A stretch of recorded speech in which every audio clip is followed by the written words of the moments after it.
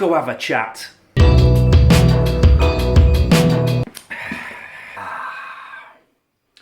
Lovely. Right. Happy New Year, everybody. Happy 2016.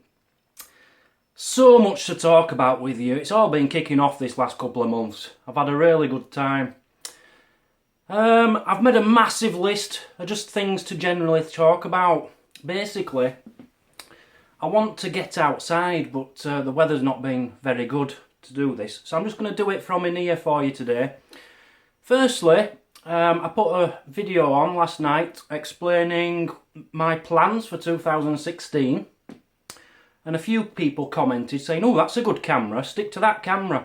Well, the camera is actually my phone. I've had an upgrade. This is my old one. Cracked screen. And I've got these on to try and stop wind, but they don't help. Bits of sponge.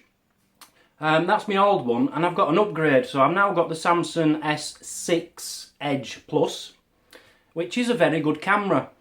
But it's rubbish for outside, for the wind. So I've bought two little things. I'll show you them. I'll put pictures on here. Firstly, I've bought this, which is, oh, what do they call it? I can't remember what it's called, but basically it's got a big wind muffer thingy-mabobby on it. So I'll be able to go on the beach and you'll be able to hear me as clear as day. Fingers crossed, that's what I'm hoping. So really looking forward to that. I can pick that up on Tuesday. As well as that, I've ordered a Gorilla Pod, which is just like a little tripod. Simply because this is the only tripod I've got, which I'm filming on now. And it's a big bulky thing. I just need a little tabletop one as well. So I'm picking them up Tuesday. They're getting delivered to Argos. I got them off eBay, but they're delivering them to Argos. And I'm picking them up at Argos. And I'll get my hair cut at the same time. So it's a win-win situation. So yeah, that's the new camera. It's a bit dark at the moment, but that's not the camera's fault. Well, it is. It is a little bit of the camera's fault. But the actual picture quality, I'm happy with. It's a good quality picture.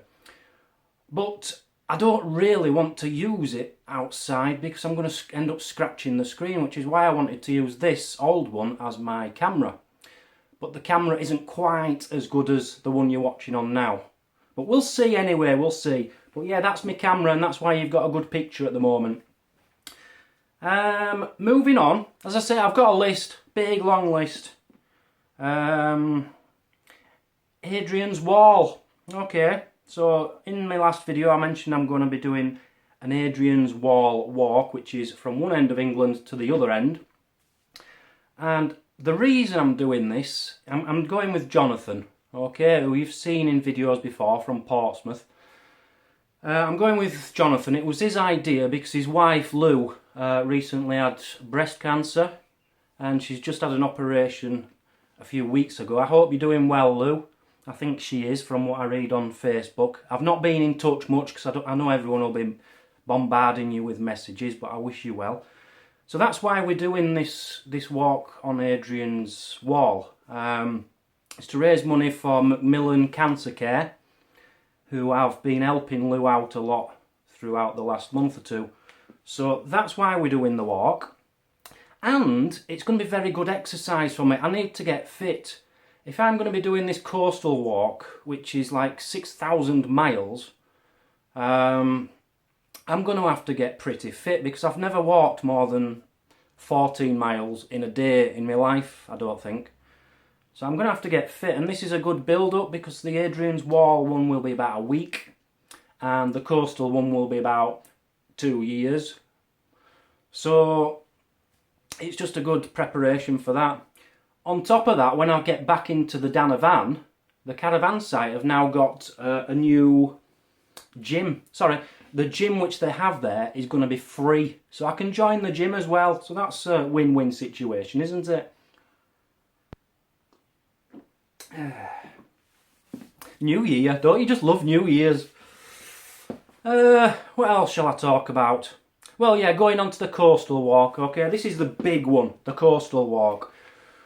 This is what I'm building up for this year. I'm planning on setting off in August. It's my mum's 60th birthday at the end of July.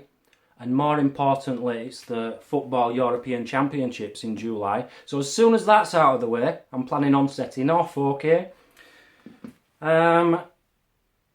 If I walked 15 miles a day, it would take me about nearly a year, okay? Now I'm not going to walk 15 miles away a day. People have done that in the past when they've done it, but you've got to remember I'll be metal detecting as I go. I'll be lucky if I get 7 miles in some days. But there'll be many days I can't metal detect because I'll be walking on the cliffs, I won't be able to get on the beach, etc, etc. So I think realistically it's going to take me about 2 years. I want to show you now what preparation I've been doing. I've already planned out the entire trip. I know the exact route I'm going, okay? So I'll just show you this. What I've done, as you can see from these pictures, this is somebody who did this walk before. He did it in stages, he didn't do it all in one go. But he did the walk and he's got a fantastic website and he's already mapped out the entire coastline where you can walk. Now this was, I think he did it about 10 years ago, but I can't see it will have changed much. So I've got that done for me. So all I've done is I've copied and pasted the entire coastline. I think it was about 3,000 pictures, or map pictures. So I know exactly where I'm going.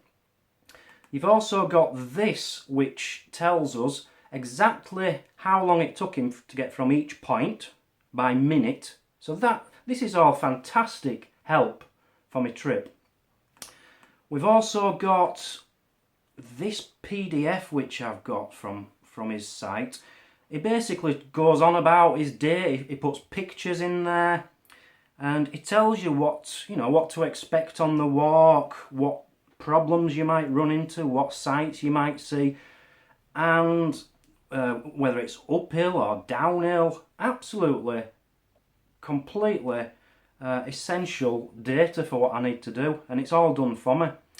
On top of that, what I'm wanting to do, I don't know if you've ever seen the programme BBC Coast, but they go around the British coastline. Americans won't have heard of it, I don't think, but they go around the British coastline telling you stories about different parts of the coast, and it's really interesting, especially for me doing this. And it gave me the idea, I want to do something similar. As I go around, I want to tell you about the history of each place and things what have happened there. So this is one example I did. This is a PDF. I've just put a bit of history down of my local town, Bridlington, which is where I'm going to be starting the walk from. And underneath there's a picture there and there's a story of a disaster which happened in 1871.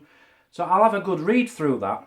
That will be stage 1, and then I'll read it before I set off and I'll tell you about it all through the day in my videos. And I'm going to do this for each leg of the trip. I've broken the trip down into, I think it's 350 legs. So I want 350. Every morning I want to wake up and have 350 files I can just spend 10 minutes looking at, learn everything, and then get on my way, find some gold with my metal detector and tell you some fantastic stories along the way. Are you with me now? Do you see where I'm coming from? Okay, so you can help with this. If anyone does want to help me, you really can help. This PDF I've just done here of Bridlington about the news story, if you know of any stories anywhere on the British coastline which could help me, please do similar to like I've done there. Put it in a PDF and send me it, because it's absolutely invaluable stuff. It'll really help me.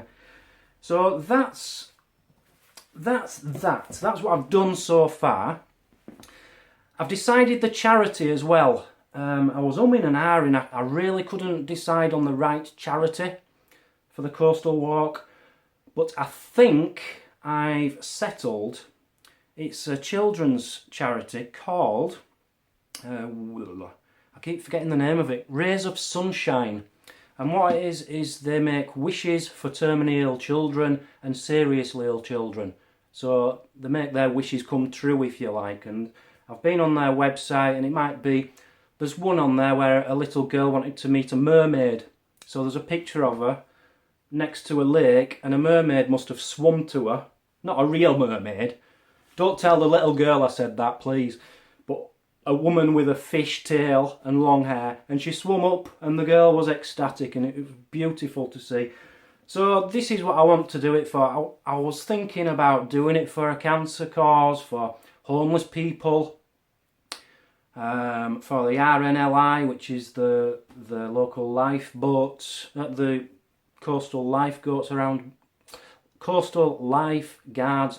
Britain, because they're all voluntary and they need people's money. But I thought, children who are going to lose their lives, least I can try and do is give them something, or we can do, sorry, is try and give them a bit of happiness while we can. So that's the charity.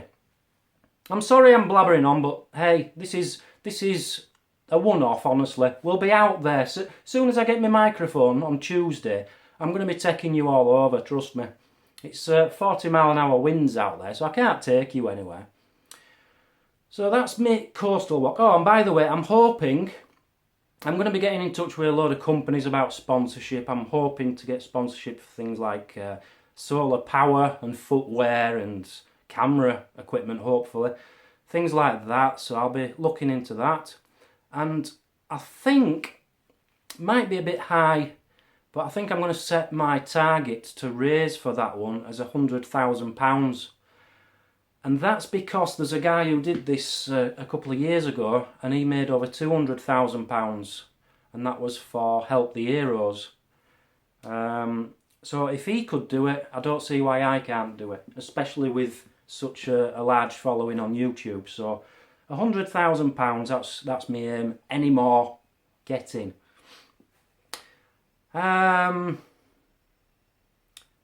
Parcels. I've got 2 parcels. I've actually got more parcels. I've got some at the Dana van, but in a rush to get over here, I've left them there. So if you did send me a parcel in about October, please bear with me, because I will be showing them when I get back to the Dana van in 2 months' time. But I've got 2 here I just wanted to show you. The first one wasn't actually for me, Deep Digger Dan. It was for Deep Fried Dan. Okay, and it's from Robert and Elizabeth Stone. Elizabeth got in touch with me and she said, if I send you a recipe and a few ingredients, will you cook something for us? I says, yeah, of course I will, I'll give it a go. So it's come through, and it's Bob's Chili and Texas Frito Pie. So I'm going to give that a go. Deep Fried Dan is actually banned from this house by my mother. But when she's at work, she won't know, will she? She can't do anything about it. So when I'm out on Tuesday, I'll sneak out, I'll get all the ingredients, and I'll make it while they're at work. What's in there? We've got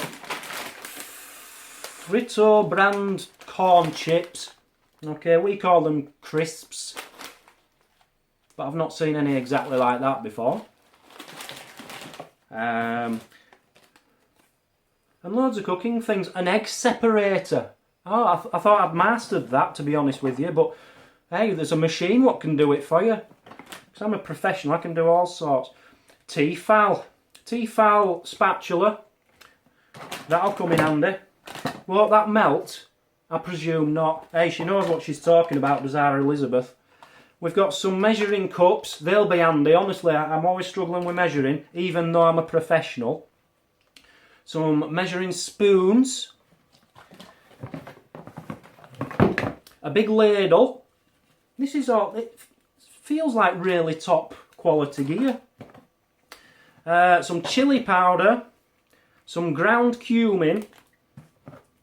And crushed red pepper. And garlic powder. Thank you very much, Elizabeth. I could have actually got these in this country, but you didn't know what I could get and what I couldn't get. I could have got them ingredients here, but they'll last me all year, will them? So, bargain. And she sent me this. I think she makes these. This is so cool. Are you ready for this? I don't know which way around to put it, but it says handmade by E. Elizabeth Stone. So she does, she makes them. She's a fibre artist. Are you ready for this?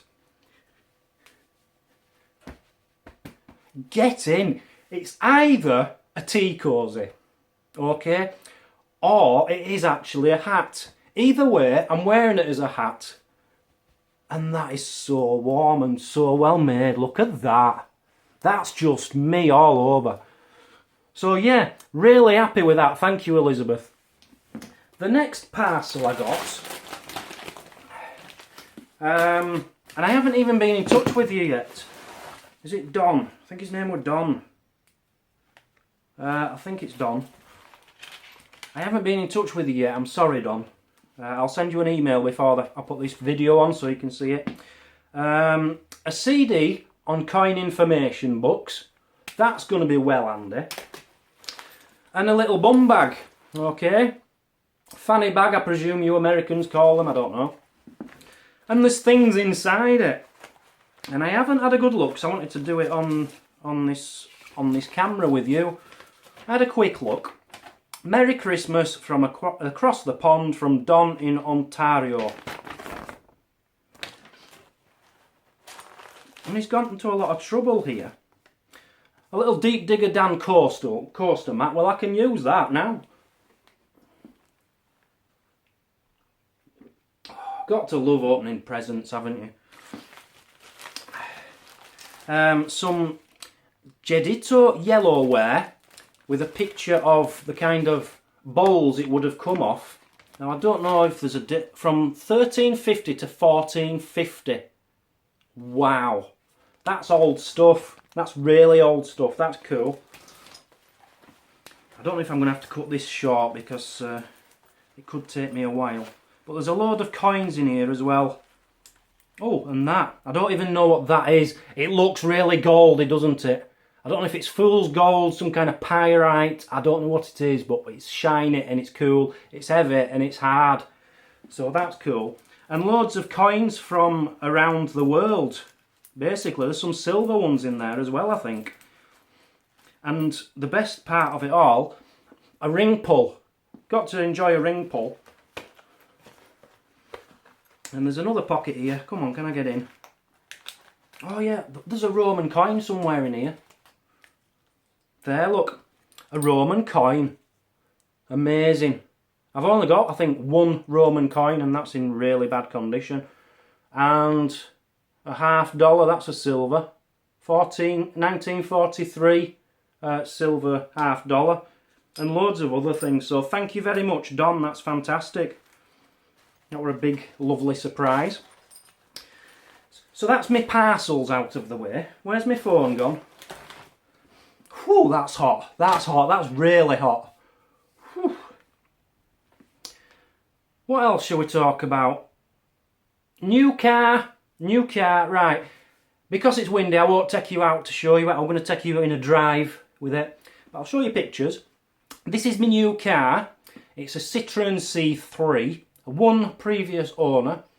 I wanted something reliable. I don't care about looking cool. I wanted something reliable. It's had one lady owner. She was 83 years old.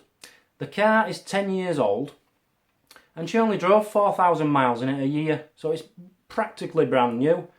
And I've got a new personalised registration plate for it. That's right, Deep Digger Dan, triple D on my car. Get in, so you'll know me, you'll see me coming from miles away. So that's my new car, and I'm buzzing. So anybody out there who wants to invite me on any metal detecting trips in the next couple of months, just give me an email and I'll be there because I can get around anywhere now. And I think that's about it. Just need the weather to change, really. We've had really bad storms and flooding around here. So I just need a bit of luck with the weather. So yeah, that's a little update on everything for you in a bit more detail. And I'm going to start vlogging, basically. You're going to be following me everywhere. I just need this microphone on Tuesday. But yeah, every time I leave the house, every time I go to the toilet, you're coming with me. See you in the next video, which will be very soon, maybe a day, maybe 2 days. But I'll keep in touch. I've got a great idea for all you metal detecting companies, which I'm going to share with you.